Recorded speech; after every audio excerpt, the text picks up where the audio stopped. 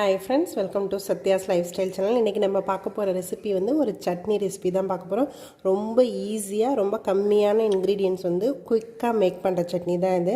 ஒரு 10 மினிட்ஸ்லேருந்து 15 மினிட்ஸ்க்குள்ளே நம்ம ரெடி பண்ணிடலாம். நல்லா ஹெல்த்தியான சட்னி கூட இது. பீட்ரூட் சட்னி தான் இன்றைக்கி நம்ம பார்க்க போகிறது. இந்த பீட்ரூட்டில் நிறைய ஆன்டி ஆக்சிடென்ட்ஸ் இருக்குது, விட்டமின் B9 இருக்குது, இந்த மாதிரி சொல்லிக்கிட்டே போகலாம். நிறைய ப்ராப்பர்ட்டிஸ் இருக்குது. கேன்சரை வந்து எதிர்க்கிற தன்மை வந்து இந்த பீட்ரூட்டுக்கு உண்டு. நம்ம அது மாதிரி இப்போ ரொம்ப ஹீமோக்ளோபின் கம்மியாக இருக்குது, கொஞ்சம் அனீமிக்காக இருக்காங்க அப்படின்னா இதை வந்து நம்ம ரெகுலராக கூட நம்ம எடுத்துக்கலாம். ஒரே மாதிரி பொரியல், கூட்டு இந்த மாதிரி எடுத்துக்காமல் இந்த மாதிரி சட்னியாகவும் டிஃப்ரெண்ட்டாக நம்ம செஞ்சு சாப்பிட்லாம். இது ரொம்ப ஈஸியாக மேக் பண்ணுறதா. எப்படி பண்ணலான்றதை பார்க்கலாம். இந்த பீட்ரூட் சட்னி பண்ணுறதுக்கு நான் வந்து ஃபஸ்ட்டு ஒரு பீட்ரூட் எடுத்திருக்கேன். இதோட ஸ்கின் எல்லாத்தையுமே நான் எடுத்துகிட்டு பீசஸாக கட் பண்ணிக்கிறேன்.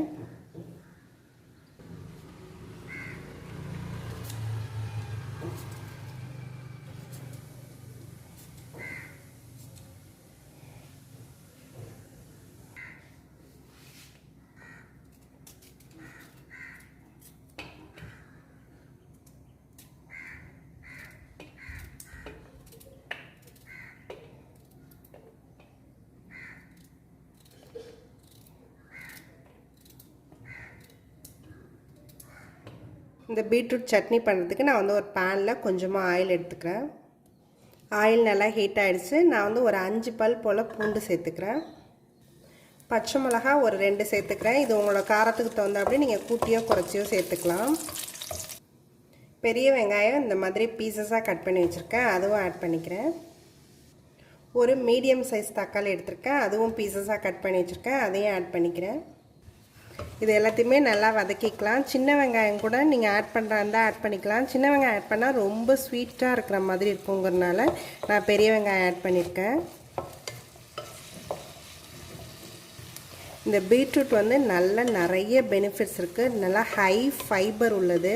ஸோ நம்ம எதாவது இப்போ டயட்லாம் பண்ணுறோம் அப்படின்னா இந்த பீட்ரூட் வந்து நம்ம அடிக்கடி எடுத்துக்கலாம். இப்போ இந்த பீட்ரூட் வந்து பீசஸாக கட் பண்ணி வச்சுருக்கதையும் ஆட் பண்ணிக்கிறேன்.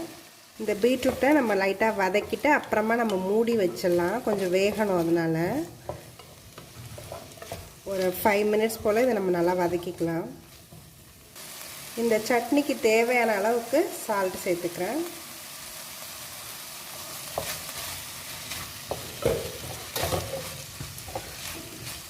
சால்ட் போட்டுக்கனால கொஞ்சம் சீக்கிரமாகவே வெங்காயம், தக்காளி எல்லாமே வதங்கிடும். இதை வந்து நம்ம நல்லா மீடியம் ஹீட்டில் வச்சுட்டு இதை க்ளோஸ் பண்ணி வச்சிடலாம். ஒரு 5 to 10 மினிட்ஸ் போல் இதனால் அந்த பீட்ரூட் வேகிறதுக்காக தான். அதனால் நல்லா க்ளோஸ் பண்ணிவிட்டு ஒரு 10 மினிட்ஸ் கழித்து இதை நம்ம ஓப்பன் பண்ணலாம். இது நல்லா ஒரு 10 மினிட்ஸ் போல் ஆயிடுச்சு. நம்மளுக்கு இப்போ நல்லாவே இது வெந்திருக்கும்.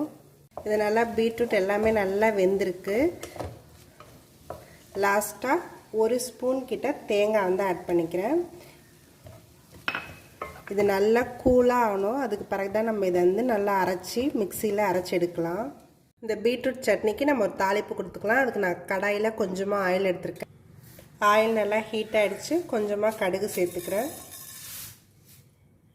கொஞ்சமாக உளுத்தம் பருப்பு சேர்த்துக்கிறேன், கொஞ்சமாக பெருங்காயத்தூள் சேர்த்துக்கிறேன், கருவேப்பிலை கொஞ்சமாக சேர்த்துக்கிறேன். இந்த தாளிப்பை இப்போ நம்ம இந்த சட்னியில் சேர்த்துக்கலாம்.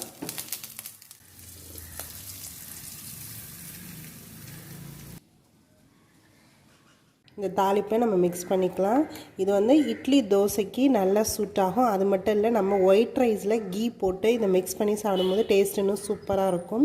சப்பாத்திக்கும் இது நல்ல சைட் டிஷ்ஷாக இருக்கும். இது எல்லாத்துக்குமே சூட் ஆகும். இதை நீங்களும் உங்கள் வீட்டில் ட்ரை பண்ணி பாருங்கள். என்னோடய வீடியோஸ் எல்லாத்தையும் பாருங்கள். மறக்காமல் எங்கள் சேனலை சப்ஸ்கிரைப் பண்ணுங்கள். தேங்க்யூ ஃபார் வாட்சிங்.